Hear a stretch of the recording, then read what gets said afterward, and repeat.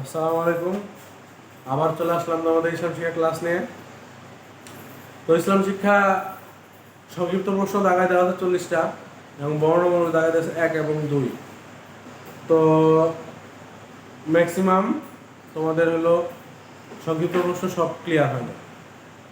তো যাদের সংক্ষিপ্ত প্রশ্ন ক্লিয়ার হয় নাই তারা সংক্ষিপ্ত প্রশ্ন ক্লিয়ার করবা আজকের ভিতরে এবং প্র্যাকটিস করবা, ঠিক আছে? এবং বর্ণমূলক প্রশ্ন আমাকে দুইজন প্রথম নাম্বারটা দিছো, মানে 1 নাম্বারটা দিছো, 2 নাম্বারটা দাও নাই।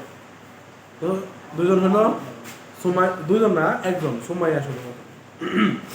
তো সুমাইয়া, তুমি হলো বর্ণমূলক 2 নাম্বারটা পড়বা এবং একবার লিখবা, ঠিক আছে? এটা আমি স্কুল যেদিন খুলবে সেদিন বাড়ির কাজ দেখবো।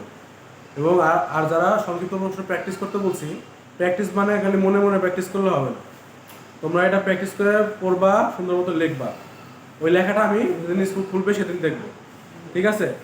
তো সংক্ষিপ্ত প্রশ্ন যাদের ক্লিয়ার হয় না তারা সংক্ষিপ্ত প্রশ্ন আছে ক্লিয়ার করবা, এবং বর্ণমূলক প্রশ্ন তো 1 2 দাগানো দেওয়া আছে, তো ওগুলোও ক্লিয়ার করবা, ঠিক আছে? তো আমি কালকে আইসা তোমাদের হলো 3 নাম্বার এবং 4 নাম্বার বর্ণমূলক প্রশ্ন দাগাই দিব। তো কালকের ভিতরে, মানে আজকের ভিতরে সবাই সংক্ষিপ্ত প্রশ্ন এবং বর্ণমূলক প্রশ্ন ক্লিয়ার করে ফেলবা এবং প্র্যাকটিস করবা। এই প্র্যাকটিস আমি কিন্তু ক্লাসে দেখব, এবং যারা যারা প্র্যাকটিসের খাতা আমাকে দেখাবা না তাদেরকে উপযুক্ত শাস্তি দেওয়া হবে। আসসালামু আলাইকুম।